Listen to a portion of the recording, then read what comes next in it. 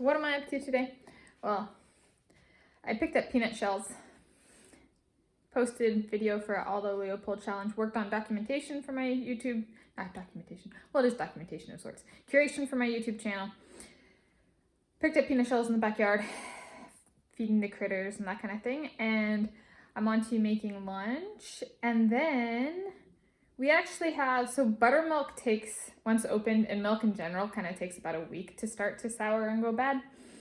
And so we have enough buttermilk, enough Kerrygold Irish butter, enough raisins. Our flour's about to pass its expiration date. We have a bunch of stuff that'll go bad or not get used before its pull date or expiration date.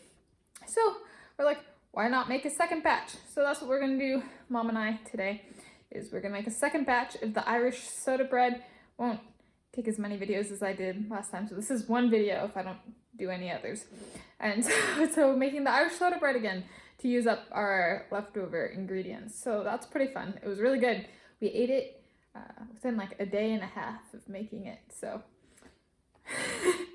gave it a 10. And I'll put the link to the recipe in the description.